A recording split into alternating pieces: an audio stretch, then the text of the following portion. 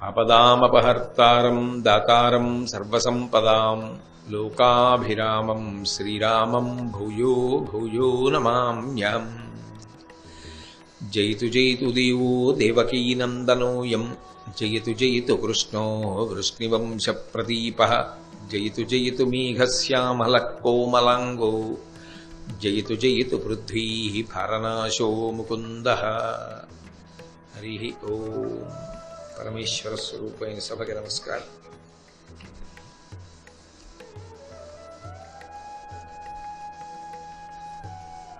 కుమారాస్త్ర విద్యా ప్రదర్శనము కొరకు ఏర్పాటు చేయబడినటువంటి రంగస్థలంలో అర్జునుడు అనేకమైనటువంటి అస్త్రములను ప్రయోగించి తన యొక్క వైశిష్ట్యాన్ని నిరూపించుకున్న తరువాత అకస్మాత్తుగా కర్ణుడు ఆ రంగప్రవేశం చేసి అర్జునుడిని ఉద్దేశించి మాట్లాడుతూ, నీకు వచ్చినటువంటి విద్యలు నాకు కూడా వచ్చు, నేను కూడా ప్రయోగిస్తాను అని చెప్పి సిద్ధపడినప్పుడు వెంటనే అవకాశాన్ని సద్వినియోగం చేసుకున్నటువంటి దుర్యోధనుడు పరమ సంతోషంతో కర్ణార్జునుల మధ్య ద్వంద్వయుద్ధం జరగాలి అని అభిలషించాడు. అలా ద్వంద్వయుద్ధం జరగాలి అని అభిలషించినప్పుడు యథార్థానికి ఎవరూ కూడా ఇది ద్వంద్వయుద్ధం జరగవలసినటువంటి ప్రదేశం కాదు కదా, ఇది కేవలం కుమారాస్త్ర విద్యా ప్రదర్శనం కొరకు మాత్రమే ఏర్పాటు చేయబడినటువంటి ప్రదేశం కదా అని ఎవరు అనలేదు. నిజానికి కర్ణుడు అర్జునుడితో యుద్ధానికి సిద్ధపడినప్పుడు అర్జునుడు కూడా నేను నీతో ద్వంద్వయుద్ధానికి సిద్ధంగా ఉన్నానన్న మాట అనలేదు. పిలవనప్పుడు ఒక సభలోకి ప్రవేశించి బలవంతంగా మాట్లాడేటటువంటి ప్రయత్నం చెయ్యడం, దానికి తగినటువంటి ఫలితాన్ని అనుభవించడానికి యోగ్యమైన లోకాల్ని చేరుకోవడానికి మార్గం అవుతుంది అని కర్ణుడితో మాట్లాడాడు తప్ప నీతో నేను ద్వంద్వయుద్ధం చెయ్యను అని కానీ వైముఖ్యాన్ని కానీ అర్జునుడు కూడా ప్రదర్శించలేదు. అటువంటి సమయంలో కర్ణుడు ఆ ద్వంద్వయుద్ధాన్ని ప్రారంభం చేస్తూ మేఘాస్త్రాన్ని ప్రయోగించాడు. ఆ ప్రయోగించినటువంటి కారణం చేత అకస్మాత్తుగా ఆకాశమంతా మబ్బులు కమ్మేసి చీకటైపోయి ఆ చీకట్లో అర్జునుడు కూడా కనపడలేదు.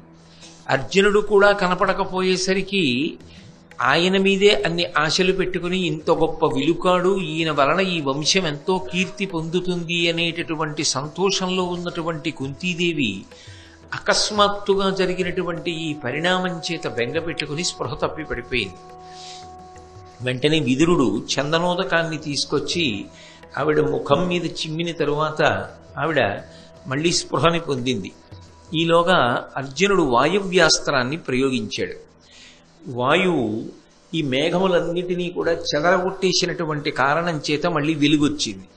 మళ్ళీ కర్ణార్జునులిద్దరూ కూడా రంగస్థలం మీద కనపడ్డారు. అకస్మాత్తుగా కృపాచార్యుడు రంగప్రవేశం చేశాడు. రంగప్రవేశం చేసి ఆయన కర్ణార్జునుల మధ్యలోకి వెళ్ళి ఒక మాట అన్నాడు. కురుకులజుండు పాండునకు కుంతికి పుత్రుడు రాజధర్మ బంధుర చరితుండు నీ వెతనితోడ రణం బొనరించెదేని విస్తరముగ నీదు వంశమును తల్లిని తండ్రిని చెప్పినం దొరయగుదేని నీకెదిరి దుర్బల శక్తి ఇతండు సూపెడిన్.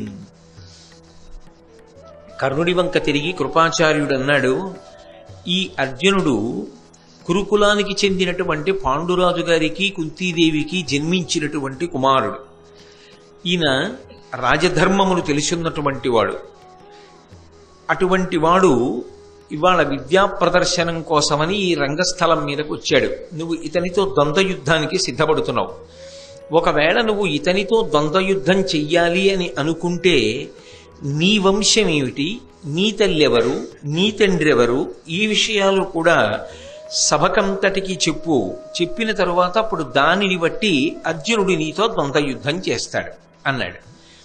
ఎప్పుడైతే ఈ మాటలు అన్నాడో వెంటనే కర్ణుడు తరువాతి అస్త్రాన్ని ప్రయోగించడం మానేసి తల ఉంచుకుని సిగ్గుతో నిలబడిపోయాడు. ఆయన అలా నిలబడగానే ఇక ఆ ద్వంద్వయుద్ధం జరిగేటటువంటి అవకాశం లేదు. ఇంత విలుకాడైనా నిజానికి ప్రారంభంలోనే ఆయన వేసినటువంటి మేఘాస్త్రము చేత అర్జునుడు కూడా కప్పబడి సభామంటపంలో ఉన్నటువంటి వాళ్ళందరూ ఆందోళన చెందేటటువంటి రీతిలో పరమాద్భుతంగా అస్త్రప్రయోగం చేసినటువంటి కర్ణుడు ఉత్తర క్షణంలో మళ్ళీ ఇంకొక అస్త్రాన్ని ప్రయోగించడానికి అవకాశం లేని రీతిలో మానసికంగా బాగా కుందిపోయాడు. ఇక అస్త్రప్రయోగం చెయ్యలేదు. ఆ అస్త్రప్రయోగం చెయ్యకుండా అవమానపడి నిలబడిపోయినటువంటి కర్ణుని యొక్క దైన్య స్థితిని దుర్యోధనుడు చూశాడు. చూసి వెంటనే కృపాచార్యుడిని ఉద్దేశించి ఒక మాట అన్నాడు. రాజవరుడైన పార్థుతో రాజుగాని ఈతడనిసేయగా తగడేని వీని నెల్లవారును చూడంగా ఈక్షణంబ రాజు చేసదనే నంగరాజ్యమిచ్చి. అర్జునుడు పాండురాజు గారి యొక్క పుత్రుడు, రాజధర్మములు తెలిసిన్నవాడు, రాజకుమారుడు అని కదా నువ్వు అంటున్నావు. అటువంటి రాజకుమారుడితో పోరాడడానికి వేరొకడు రాజకుమారుడయ్యుంటే తప్ప ఎలా సరిపోతుందని కదా నీ ఉద్దేశ్యం. కాబట్టి కృపాచార్య, ఈ క్షణంలోనే నేను ఈ కర్ణుడికి అంగరాజ్యం ఇచ్చి పట్టాభిషేకం చేస్తాను అని వెంటనే భీష్ముణ్ణి ఆ తరువాత ధృతరాష్ట్రుణ్ణి సంప్రదించి అంగరాజ్యానికి పట్టాభిషిక్తుణ్ణి చేస్తూ ఉత్తర క్షణంలో అక్కడ ఉన్నటువంటి వైదిక బృందాన్నంతటినీ పిలిచి మంత్రోచ్చాటనం చేయించి ఆ అభిషేకం చేయించి అంగరాజ్యానికి రాజుని చేశాడు. ఇంతమంది ముందు చాలా బాధాకరమైన రీతిలో అవమానం పొందాననేటటువంటి ఇబ్బందితో నిలబడిపోయినటువంటి కర్ణుణ్ణి ఆ రోజున ఆదుకున్నటువంటి వాడు, మళ్ళీ కర్ణుడు సంతోషంగా తలెత్తుకు తిరిగేటట్టుగా చేసినవాడు, ఆ కర్ణుడికి ఆసరా అయినవాడు, జీవితాంతం కర్ణుడు మర్చిపోలేనంత మహోపకారం చేసి ఊహించని రీతిలో అంతఃపుర ప్రవేశాధికారం కల్పించి ఆయనని ఒక రాజుని చేసినటువంటి వాడు దుర్యోధనుడు. ఇప్పుడు దుర్యోధనుడు చేయడంలో నిజానికి ఉదార హృదయంతో చేశాడు అని చెప్పడం మాత్రం సాధ్యం కాదు. కానీ ఒక్కటి మాత్రం నిజం, ఆయనకి ఆ అవసరం ఉంది. అర్జునుడికి ఎదిరించి పోరాడగలిగినటువంటి ఒక వీరుడు కావాలి. ఇన్నాళ్ళు అటువంటి వీరుడు లేడు. ఇప్పుడు అటువంటి వీరుడు తటస్థించాడు. ఆ అవకాశాన్ని అందిపుచ్చుకున్నాడు దుర్యోధనుడు. వెంటనే కర్ణుడికి పట్టాభిషేకం చేశాడు. పట్టాభిషేకం చేసిన తర్వాత కర్ణుడు అన్నాడు, ఇంతమంది రాజులున్నటువంటి ఈ సభలో, ఇంతమంది పెద్దల ముందు నువ్వు నాకు మహోపకారం చేశావు, అంగరాజ్యానికి పట్టాభిషిక్తుణ్ణి చేశావు, నన్ను ఒక రాజుని చేశావు. ఇటువంటి నీకు నేను ఏమిచ్చి ప్రత్యుపకారం చెయ్యగలను? కాబట్టి నా నుండి నువ్వు ఏం కోరుకుంటున్నావో చెప్పమన్నాడు. నాకు కావలసింది ఒక్కటే, నాతో నువ్వు స్నేహం చెయ్యి, నువ్వు కూడా నాతో నా అంతఃపురానికి రా, మనిద్దరం పరమస్నేహభావంతో ప్రవర్తిద్దాం. ఎప్పుడైతే ఇంత పెద్ద సభామంటపంలో కర్ణుడు నిరుత్తురుడై నిలుచున్నటువంటి సందర్భంలో దుర్యోధనుడు అంతగా ఆదుకుని స్నేహహస్తాన్ని అందించి అంగరాజ్యానికి పట్టాభిషిక్తుణ్ణి చేశాడో, చాలా సంతోషించినటువంటి కర్ణుడు దుర్యోధనుడితో స్నేహం చెయ్యడానికి అంగీకరించాడు. ఇది కర్ణుడు బాగా జ్ఞాపకం పెట్టుకున్నాడు. జ్ఞాపకం పెట్టుకుని అటువంటి సందర్భంలో నన్ను ఆదరించినవాడు దుర్యోధనుడు. ఏకంగా రాజపదవిని కట్టబెట్టాడు. అటువంటి దుర్యోధనుడితో నేను అరమరిక లేనటువంటి స్నేహాన్ని పొందుతాను అని ఆనాటి నుంచి దుర్యోధనుడి బాధ తన బాధగా స్వీకరించాడు. దుర్యోధనుడి యొక్క సుఖం తన సుఖంగా స్వీకరించాడు. దుర్యోధనుడు మనసులో ఏది కోరుకుంటూ ఉంటాడో అది జరగాలి అని తన మనసులో సంకల్పం చేస్తుండేవాడు. ఎలా ప్రవర్తిస్తే దుర్యోధనుడు సంతోషిస్తాడో అలా ప్రవర్తిస్తూ ఉండేవాడు. అయితే ఇక్కడ ఒక్క విషయాన్ని మీరు కొంచెం జాగ్రత్తగా పరిశీలించాలి. యథార్థానికి ఈ కుమారాస్త్ర విద్యా ప్రదర్శనము అనేటటువంటిది ఏర్పాటు చేసినప్పుడు అందులో అస్త్ర విద్యా ప్రదర్శనము కొరకు మాత్రమే అది ఉద్దేశింపబడింది. అందుకే అర్జునుడు వచ్చి తనకున్నటువంటి అస్త్ర సంపదని తాను ప్రదర్శించాడు. కర్ణుడు వచ్చి నేను కూడా నాకున్నటువంటి అస్త్ర విద్యా లాఘవాన్ని ప్రదర్శిస్తాను అన్నప్పుడు ద్రోణాచార్యుడు అడ్డు పెట్టలేదు. ద్రోణాచార్యుడు తప్పకుండా నువ్వు కూడా ప్రదర్శించవచ్చు అన్నాడు. దానిచేతనే కర్ణుడు అస్త్ర ప్రదర్శనానికి సిద్ధపడ్డాడు. కానీ ద్వంద్వయుద్ధానికి ప్రేరేపించినటువంటి వాడు దుర్యోధనుడు. నిజానికి ద్వంద్వయుద్ధానికి ప్రేరేపించినప్పుడు ఇది ద్వంద్వయుద్ధానికి సంబంధించిన వేదిక కాదు కదా, ఇద్దరు కలిసి యుద్ధం చేయడానికి కాదు కదా పెట్టింది. గదాయుద్ధం అంటే ఒకడు తన యొక్క విద్యని చూపించలేడు కాబట్టి భీమ దుర్యోధనుల మధ్య ఏర్పాటు చేశాం. ఇద్దరూ ద్రోణుడి దగ్గర చదువుకున్నారు కాబట్టి ఇద్దరు తగినటువంటి జోడీ కాబట్టి ఎవరు బాగా నేర్చుకున్నారు అన్నది తెలుస్తుంది. కాబట్టి అర్జునుడికి సంబంధించినంత వరకు నిజానికి ఎదురుగుండా వేరొక విలుకాడెవరూ లేడు. ఆయనకున్న అస్త్ర విద్యా ప్రదర్శనం ఆయన చేశాడు. కాబట్టి ద్వంద్వ యుద్ధం చేయవలసిన అవసరం ఏముంది అని ఎవరు అడగలేదు. అక్కడ అడగలేదు కాబట్టి కర్ణుడు ప్రారంభం చేశాడు. కాబట్టి కర్ణుడి యందు దోషం లేదు. దుర్యోధనుడు నువ్వు ద్వంద్వయుద్ధం చెయ్యి అని చెప్పాడు, వద్దు అని ఎవరనలేదు. అర్జునుడు స్వీకరించను అన్నమాట అనలేదు. కాబట్టి ఆయన ద్వంద్వయుద్ధానికి సిద్ధపడ్డాడు. సిద్ధపడ్డ తర్వాత ఒక అస్త్రాన్ని ప్రయోగించేశాడు. ఆయన మేఘాస్త్రాన్ని ప్రయోగించడం పూర్తయిపోయింది. వెంటనే అర్జునుడు వాయవ్యాస్త్రాన్ని ప్రయోగించాడు. ఈ అస్త్రాన్ని ఆ అస్త్రబలంతో అణిచిపెట్టాడు. మళ్ళీ చీకట్లు పోయి మళ్ళీ వెలుతురు వచ్చింది. అప్పుడు అసలు కృపాచార్యుడు ప్రవేశించి మాట్లాడవలసిన అవసరం ఏమిటి? మాట్లాడితే ఎప్పుడు మాట్లాడాలి? ఆ ద్వంద్వయుద్ధం ప్రారంభం కావడానికి ముందు మాట్లాడాలి. నువ్వు అర్జునుడితో ద్వంద్వయుద్ధం చెయ్యాలనుకుంటున్నావు కదా, అర్జునుడు ఫలానా, నువ్వెవరు అని అడగాలి. మరి ద్వంద్వయుద్ధం మొదలైపోయి ఒక అస్త్రం వేసేసిన తర్వాత అర్జునుడు కూడా వేసేసిన తర్వాత ద్రోణాచార్యుల వారు అంగీకరించి ఊరుకున్న తర్వాత కృపాచార్యుడు ఎవరు?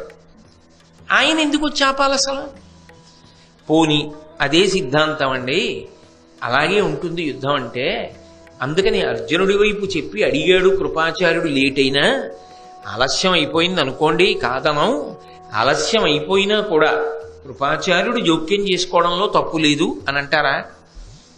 మరి కురుక్షేత్ర సంగ్రామం వేల్టికి కర్ణుడు కుంతీదేవి యొక్క కుమారుడుగా ప్రవేశించలేదుగా యుద్ధభూమిలోకి. నిజానికి కర్ణుణ్ణి చంపేసినప్పుడు కూడా అర్జునుడికి తెలియదుగా నా అన్నగారని. అర్జునుడి వరకు ఎందుకు? ధర్మరాజుకి తెలియదు, భీముడికి తెలియదు, నకులుడికి తెలియదు, సహదేవుడికి తెలియదు.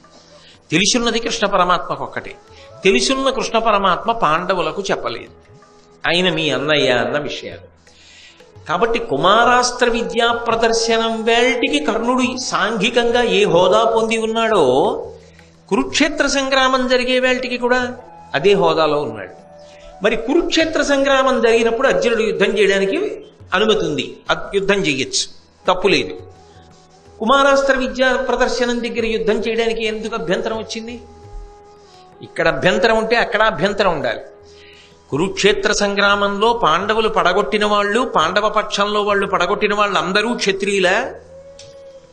అందరినీ అలాగే పడగొట్టారా? రాజుల్ని రాజకుమారుల్ని పడగొట్టారా యుద్ధం చేసినప్పుడు? మరి అప్పుడు లేని సిద్ధాంతం ఇప్పుడు ఎక్కడి నుంచి వచ్చింది కృపాచార్యుడికి? ఇప్పుడు ఎలా తీసుకొచ్చాడు దీన్ని? పైగా ఒక అస్త్రాన్ని ప్రయోగించిన తరువాత ఈ మాటలు ఎలా చెప్పాడు? పోనీ ధర్మం తప్పడం కృపాచార్యుల వారికి ఎప్పుడూ అంగీకారయోగ్యం కాదండి అని మీరు అన్నారనుకోండి. అభిమన్యుణ్ణి పడగొట్టినప్పుడు కౌరవులందరూ చుట్టుముట్టి పడగొట్టినటువంటి పాపంలో భాగం పంచుకున్నవాడు కృపాచార్యుడు. ఎందుకంటే అభిమన్యుడి యొక్క సారథిని చంపింది కృపాచార్యుడే. మరి ఆయన చేయలేదా అధర్మయుద్ధం? ఆయన చంపలేదా అభిమన్యుడి యొక్క సారథిని ఒకప్పుడు? మరి ఇక్కడ నీతి చెప్పినవాడు అక్కడెందుకు నీతి పాటించలేదు? మరి పాటించడానికి వచ్చేటప్పుడు ఒక నీతే, ఇంకొకటికి చెప్పడానికి వచ్చేటప్పుడు ఒక నీతే. మరి అసలు ఎందుకు జోక్యం చేసుకున్నట్టు కృపాచార్యుడు? కృపాచార్యుడి కన్నా నిజానికి అధ్యాపకత్వంలో ద్రోణుడికి పెద్ద చెయ్యి. ద్రోణాచార్యుల వారు ఎప్పటికీ గురువు అని పిలువబడ్డాడు. కృపాచార్యుడు కూడా పాఠం చెప్పాడు. కానీ ఎవరు పాఠం చెప్పారు అంటే ద్రోణుడి పేరే చెప్తారు. ఎందుకంటే కృపాచార్యుడి కన్నా నిస్సందేహంగా సమర్థుడు ద్రోణుడు. అందుకే ద్రోణుడే పాఠం చెప్పాడు అందరికీ. అయినప్పుడు ద్రోణుడు జోక్యం చేసుకోలేదు కదా, ద్వంద్వయుద్ధాన్ని ఆపమని ద్రోణుడు అనలేదు కదా. మరి కృపాచార్యుడు ఎందుకనాలి ఆ మాట? పోని అప్పుడంటే వేరండి, ఏదో జరిగిపోయింది అభిమన్యుడి విషయంలో, అదొక హఠాత్ పరిణామం. అవతల సైంధవుడు అడ్డగించాడు, మిగిలిన నలుగురు రాలేదు. అభిమన్యుడు పెచ్చరిల్లిపోతే అందరితో పాటు కృపుడు కూడా ఉన్నాడు అంటారా? మరి సౌప్తిక పర్వంలో ఆ అశ్వత్థామతో కలిసి రాత్రివేళ నిద్రపోతున్నటువంటి పిల్లల్ని చంపేస్తుంటే బయటే నించునున్నాడుగా కృపాచార్యుడు. లోపల అశ్వత్థామ చంపేస్తున్నాడు ఉపపాండవులని తెలుసు, దృష్టజ్యుమ్నుణ్ణి చంపేస్తున్నాడని తెలుసు, శిఖండిని చంపుతున్నాడని తెలుసు. వీళ్ళనే కాదు, ఏనుగుల్ని గుర్రాల్ని కూడా చంపాడని తెలుసు, శిబిరాల్ని తగలపెట్టాడని తెలుసు. ఇంత అధర్మయుద్ధం చేసిన అశ్వత్థామ వెనకాతల వెళ్ళడానికి ఏం అభ్యంతరం రాలేదా? మరి అశ్వత్థామతో అంటకాగాడుగా. అశ్వత్థామతో కలిసి వెళ్ళినప్పుడు ముందు కొన్ని నీతులు చెప్పాడు, తప్పిలా చేయకూడదని, అది సత్యం. కానీ విడిచి వెళ్ళిపోయాడా అశ్వత్థామని? వెళ్ళలేదుగా, అశ్వత్థామతో కలిసే ఉన్నాడుగా. అంటే ఆజన్మాంతం ధనుర్విద్యకి సంబంధించినంత వరకు ధర్మమెన్నడు తప్పనివాడు అన్న కీర్తి కృపాచార్యుడికి ఏం లేదుగా. ఆయన ఎన్నో దోషాలు చేశాడు అన్నది భారతంలోనే కనపడుతోంది కదా. మరి ఇన్ని దోషాలు కృపాచార్యుడే తర్వాతి కాలంలో చేసి ఉన్నప్పుడు ఆ కృపాచార్యుడికి కర్ణుడి యొక్క విషయాన్ని ప్రశ్న చేసి నువ్వు అర్జునుడితో ఎలా యుద్ధం చేస్తావని ద్వంద్వ యుద్ధాన్ని ఆపే అధికారం ఎవరిస్తే చేశాడు? అసలు ఆయన ఎందుకు జోక్యం చేసుకున్నాడు? ఆయన మనసులో ఏ అభిప్రాయం ఉంది? ఎందుకని నేను ఇంత విచారణ అడుగుతున్నానంటే, కృపాచార్యుల వారు అక్కడ జోక్యం చేసుకున్న కారణం చేత భారతం ఒక పెద్ద మలుపు తిరిగిపోయింది. ఆయన జోక్యం చేసుకుని ఆపాడు ద్వంద్వయుద్ధం. ఆపడం కాదు, కర్ణుడు అవమానపడే రీతిలో ప్రశ్నించాడు. పోనీ ఆ ప్రశ్న నిజమైన ప్రశ్న కాదు, యథార్థమనకో ఆ ప్రశ్న భారతంలో చివరి వరకు నిలబడలేదు. నిలబడిన మాట యథార్థమైతే అర్జునుడు ఎప్పుడూ కర్ణుడితో యుద్ధం చేయకూడదు ద్వంద్వయుద్ధం. మరి కురుక్షేత్రంలో చేసి చంపాడుగా. అప్పుడు పనికిరాని నీతులు ఇప్పుడు పనికొచ్చాయా? ఇప్పుడు నిష్కారణంగా కర్ణుడిని నిలదీశాడా? నిలదీసి ఏం మెహర్భాని సాధించాడు? కర్ణార్జునుల మధ్య ద్వంద్వయుద్ధాన్ని ఆపాను అన్నంత వరకు సంపాదించాడు. కర్ణుడు అవమానం పాలయ్యాడు, అంతవరకు చేశాడు. కానీ అది ఏ విపత్కర పరిణామానికి దారితీసింది? వెంటనే దుర్యోధనుడు ఆ అవకాశాన్ని వాడుకున్నాడా? వాడుకుని అవకాశాన్ని అందిపుచ్చుకుని అంగరాజ్యానికి పట్టాభిషిక్తుణ్ణి చేశాడా? చెయ్యగానే సహజంగా ఏ మనిషైనా అంత అవమానాన్ని సభాముఖంగా పొందిన తరువాత ఎవరు అక్కరకొచ్చాడో, ఎవడు తాను ఊరట పొందడానికి కారణమయ్యాడో వాడి యందు కృతజ్ఞతని పొందుతాడా? పొందడా? కృతజ్ఞతని పొందుతాడు. కాబట్టి సహజంగా కర్ణుడు దుర్యోధనుణ్ణి ఏమడిగాడు? ఇంతటి మహోపకారం చేశావు, నేను నీకేం చెయ్యగలనని అడిగాడు. నువ్వు నాతో స్నేహం చెయ్యన్నాడు. అప్పటికి చాలా అందంగా జవాబు చెప్పాడు దుర్యోధనుడు. కర్ణుడు మాటిచ్చాడు. ఇప్పుడు కర్ణుడు దుర్యోధనుడి పక్షం వైపుకి తిరిగిపోయాడు. ఇలా ఆపి, ఇలా సారం లేని ప్రసంగాన్ని కృపాచార్యుల వారు చేసి ఉండి ఉండకపోతే మహాభారతం ఏ మలుపు తిరిగి ఉండేది? కర్ణార్జునులు ఇద్దరూ ద్వంద్వయుద్ధాన్ని చేసి ఉంటే ద్రోణుడు ఊరుకున్నట్టే ఊరుకుంటే కృపాచార్యుడు కూడా. అర్జునుడు గెలిచాడనుకోండి, అర్జునుడు గెలిచిన తరువాత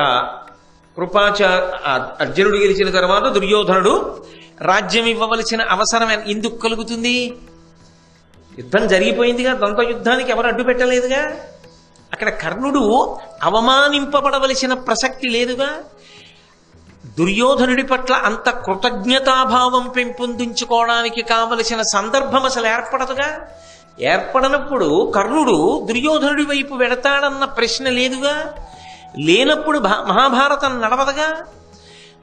కర్ణుడు ఉన్నాడన్న ధైర్యంతో కదా దుర్యోధనుడు చిట్ట చివరి వరకు కూడా యుద్ధానికి ముందంజ వేశాడు.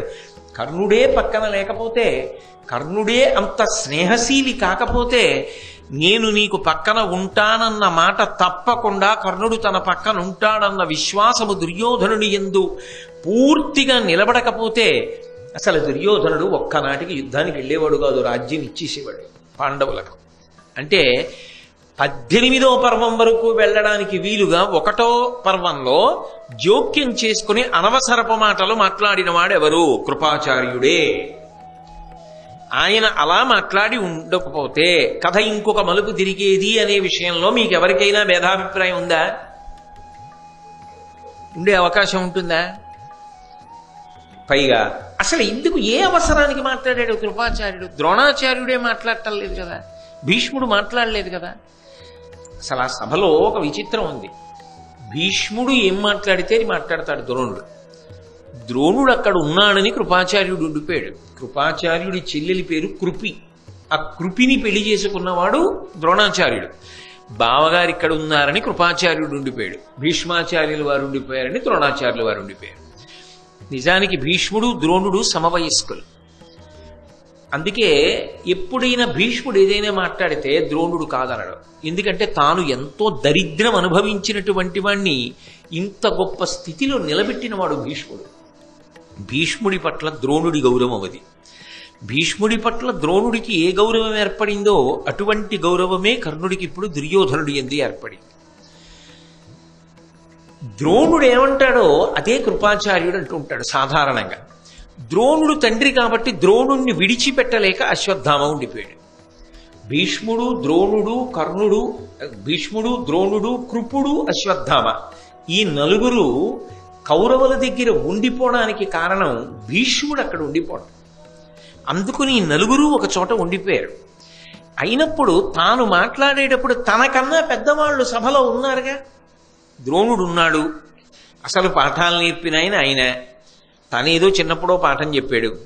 ఇప్పుడు కుమారాస్త్ర విద్యా ప్రదర్శనం ఏర్పాటవడానికి ప్రధాన కారకుడు ద్రోణుడు. దానికి అనుమతిని ఇవ్వవలసిన వాడు ద్రోణుడు, ఇచ్చినవాడు ద్రోణుడు. అయినప్పుడు భీష్ముడు మాట్లాడలా, ధృతరాష్ట్రుడు మాట్లాడలా. మహారాజా హోదాలో మాట్లాడితే ధృతరాష్ట్రుడు మాట్లాడాలి, అథవా ఒక్క కారణానికి మాట్లాడితే కుంతి మాట్లాడాలి. ఎందుకని? సహజ కవచ కుండలములతో ఉన్నవాడు కాబట్టి ఈ కర్ణుడు నా పుత్రుడు. ఇప్పుడు చెప్తున్నాను సభాముఖంగా, ఇన్నాళ్లు దాపరికం వహించా. ఇవాళ ప్రారంభమైనటువంటి ఈ వైషమ్యాలు భవిష్యత్తులో ఎక్కడికి దారితీస్తాయో, ఎక్కడికి దారి తీసినా పోగొట్టుకునేది నా బిడ్డల్ని కదా అని మాట్లాడే అధికారం ఏమైనా ఉంటే, ద్వంద్వయుద్ధాన్ని ఆపే అధికారం ఏమైనా ఉంటే యథార్థానికి కుంతీదేవికి ఉంది. మరి అసలు కృపాచార్యుల వారు దేని కొరకు దూరినట్ట మధ్యలోకి? నీకెందుకంత బాధ అంటారేమో. అలా దూరబట్టి కదా కర్ణుడికి అవమానం జరిగింది. అవమానం జరగబట్టి కదా దుర్యోధనుడు అవకాశం వాడుకున్నాడు కాబట్టి కదా స్నేహం అంకురించింది. స్నేహం అంకురించబట్టి కదా దుర్యోధనుడి వెనక ఉండబట్టి కదా ధైర్యంగా కురుక్షేత్రానికి వెళ్ళాడు. వెళ్ళబట్టి కదా భారత యుద్ధం జరిగింది. లేకపోతే ఆదిపర్వం దగ్గరే భారతం అయిపోయింది. ఇది పెనుమలుపు. అర్జునుడితో యుద్ధం చేసేవాడు లేకే తటపటాయిస్తున్నాడు దుర్యోధనుడు. ఇప్పుడు చక్కగా భర్తీ చేశాడు ఆ స్థానాన్ని. ఎవరు భర్తీ చేశారు? యథార్థానికి కృపాచార్యుల వారు తన నోటి మాటతో భర్తీ చేశాడు. అయితే అసలు కృపాచార్యుడి ఉద్దేశ్యం ఏమై ఉంటుంది? ఏదో కారణం లేకుండా జోక్యం చేసుకోకూడదు కదా. ఆయన్ని తొందరపడి తప్పుపట్టడానికి వీల్లేదు. ఎందుకనంటే ఆయన గురుస్థానంలో ఉన్నవాడు. పాండవులకు కౌరవులకు మొదట పాఠం నేర్పినవాడు ఆయనే. అయినప్పుడు ఏ కారణం లేకుండా అకస్మాత్తుగా మధ్యలోకి వచ్చి ఆపేసి ఏదో మాట్లాడతాడా? ఏదో ఉండాలి ఆయన ఉద్దేశ్యం. ఏ ఉద్దేశ్యానికి ఆపి ఉంటాడు అంటే, భారతాన్ని పరిశీలిస్తే సహజంగా మనకు ఒక విషయం స్ఫురిస్తుంది. బహుశः ఇందుకే ఆపి ఉంటాడు వాళ్ళిద్దరి యుద్ధాన్ని. ఏ కారణం అయి ఉంటుంది? పాఠం నేర్పబడినటువంటి అర్జునుడి కన్నా గొప్ప విలుకాడు ఇంకొకడు లేడు అన్నది ద్రోణుడికి మొదటి నమ్మకం. ద్రోణాచార్యుల వారికి ఆ నమ్మకం ఉంటే కృపాచార్యుల వారికి ఉంటుంది. పైగా మీరు భారతాన్ని పరిశీలిస్తే కృపాచార్యుల వారికి అర్జునుడి మీద పక్షపాతం ఉందని, అర్జునుడి మీద చాలా అభిమానం ఉందని స్పష్టంగా అర్థమవుతుంది. అన్నిటికన్నా విశేషం ఏమిటంటే కృపాచార్యుల వారు చిరంజీవి. ఆయన మరణించడు. అందుకే భారత యుద్ధం ప్రారంభం అవుతోందనగా ధర్మరాజు గారు వచ్చి కృపాచార్యుడికి నమస్కారం చేస్తే ఓ మాట అన్నాడు, నేను మరణమును పొందను అన్నాడు. నాకు మరణం లేదు అన్నాడు. మరణం లేనివాడు దుర్యోధనుడి పక్షాన యుద్ధం చేశాడు. ఆశ్చర్యం ఏమిటంటే అసలు నిజానికి ద్రోణుడు మరణించాడు. అశ్వత్థామ చిరంజీవి, కానీ కృష్ణుడి యొక్క శాపాన్ని పొంది కథలో ఎక్కడా కనపడకుండా ఉగ్రమైన రూపంతో వెళ్ళిపోయాడు. కౌరవ పక్షాన యుద్ధం చేసి అశ్వత్థామతో కలిసి వెళ్లి సౌప్తిక పర్వంలో అక్కడ జరిగిన అన్యాయంలో కనీసంలో పక్కన నించున్నాడన్న పాపమైన మూట కట్టుకున్నవాడు కృపాచార్యుడు. కానీ అదే కృపాచార్యుడు పాండవ కౌరవ యుద్ధం పూర్తయిపోయిన తర్వాత మళ్ళీ పాండవుల పక్షానికి వచ్చాడు. వచ్చి పరీక్షిత్తుకి గురువయ్యాడు. గురువై పాఠం నేర్పాడు. ఆయన కథ సుఖాంతం అయింది. చక్కగా ఆయనకి ఏమి ఇబ్బంది కలగలేదు. ఆయన జీవితంలో ఆయన ఏమి ఇబ్బంది పొందలేదు. కానీ ఆయన వేసిన విత్తనం ఉందే, ఆ విత్తనం ఏం చేసిందంటే కేవలంగా ఒక 10-11 మంది తప్ప ఇంకెవరు మిగల. ఎంతమంది మిగిలారంటే ఓ 7 మిగిలారంతే పాండవుల వైపు. 5 కృష్ణుడు సాత్యకి, పాండవులు 5 కృష్ణుడు సాత్యకి. దుష్టజుమ్నుడు వాళ్ళందరూ కూడా విడిపోయారుగా. అటువైపు మిగిలిన వాళ్ళు ఎవరు? అశ్వత్థామ మిగిలాడు, కృతవర్మ మిగిలాడు, కృపాచార్యుడు మిగిలాడు. వాళ్ళు 3. కానీ వీళ్లే అయినా చిరంజీవిత్వాన్ని పొంది ఆఖరికి పాండవులందరూ వెళ్ళిపోయి కృష్ణుడు కూడా అవతార పరిసమాప్తి చేసిన పాండవ వంశాంకురమైన పరీక్షిత్తుకు కూడా పాఠం చెప్పినవాడు కృపాచార్యుడు. చిరంజీవి భవిష్యత్ సప్తర్షులలో ఒకడుగా పేరు పొందాడు ఇతర పురాణములను బట్టి. మరి ఇంత గొప్ప చరిత్ర కలిగినటువంటి కృపాచార్యుడు ఏ కారణానికి జోక్యం చేసుకుని ఉంటాడు? ఎందుకు అసలు ఆపి ఉంటాడు ఆ ద్వంద్వ యుద్ధాన్ని? ఆపి ఈ బేల మాట ఎందుకు మాట్లాడాడు? ఇదిగో అర్జునుడు ఫలానా, నువ్వెవరు అని ఎందుకు అడిగాడు అసలు? మళ్ళీ నేను పాఠం అంతా చెప్పక్కర్లేదు. 2 4 2 3 6 2 4 8 2 5 10 మళ్ళీ ఎక్కని చెప్పాలా? అలా ఆపబట్టి కదా కరుడు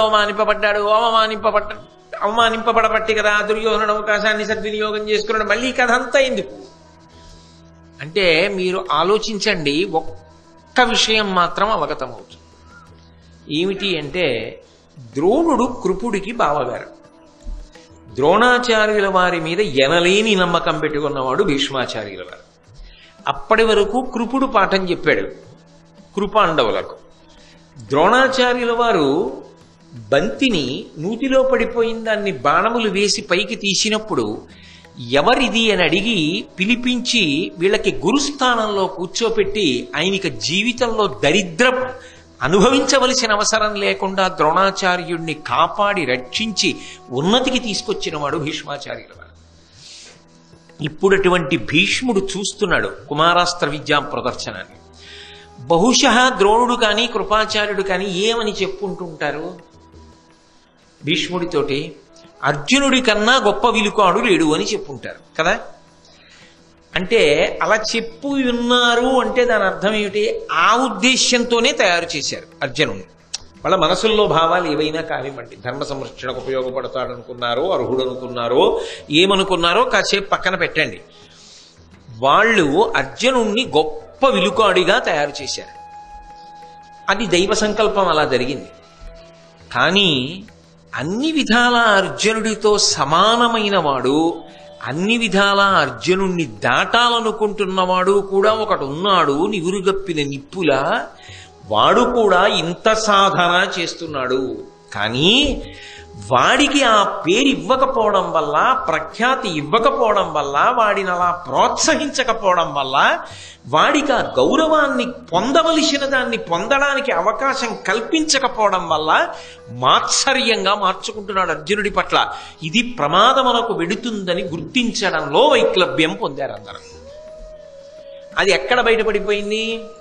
కర్ణుడి మాటలలో బయటపడిపోయింది, కుమారాస్త్ర విద్యా ప్రదర్శనలో. అందుకే తిన్నగా వచ్చి అర్జునుడిని ప్రశ్నిస్తూ మాట్లాడాడు. మాట యందు కాఠిన్యం కనపడింది. అందుకే ఎందుకని ఆయన బాధ పాపం అటువంటిది మనసులో. వీళ్ళు కాబట్టి సహజంగా ఏం చెప్పుంటారు? అర్జునుడు ప్రదర్శించినట్లుగా అస్త్రాలు ఎవరు ప్రదర్శించారు, మేమింత బాగా నేర్పాం, ఇంత గొప్పవాడిని చేశాం అంటే భీష్ముడు సంతోషిస్తాడు.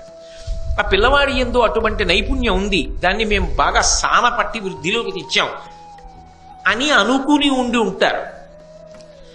వాళ్ళు ఊహించనిది, కుంతి ఊహించనిది, ద్రోణుడు ఊహించనిది, ధృతరాష్ట్రుడు ఊహించనిది, కలిసి చదువుకున్న దుర్యోధనుడే ఊహించనిది హఠాత్ పరిణామం ఏమిటంటే కర్ణుడొచ్చి జబ్బచరిచి అర్జునుడికి ఎదురుగా నిలబడ్డాడు. అవకాశాన్ని వాడుకుని మలుపు తిప్పినవాడు దుర్యోధనుడు. ద్వంద్వయుద్ధం చెయ్యి అన్నాడు. ద్వంద్వయుద్ధం వరకు అర్జునుడితో నేను నిలబడలేను, కేవలం నేను కొన్ని అస్త్రాలు చూపించగలనని కర్ణుడు అనలేదు. అంత ఉత్సాహంతో రా అన్నాడు. నిజానికి అర్జునుడు అనలేదు. ఇది చూస్తున్నాడు కృపాచార్యుల వారు, ఇది చూస్తున్నాడు.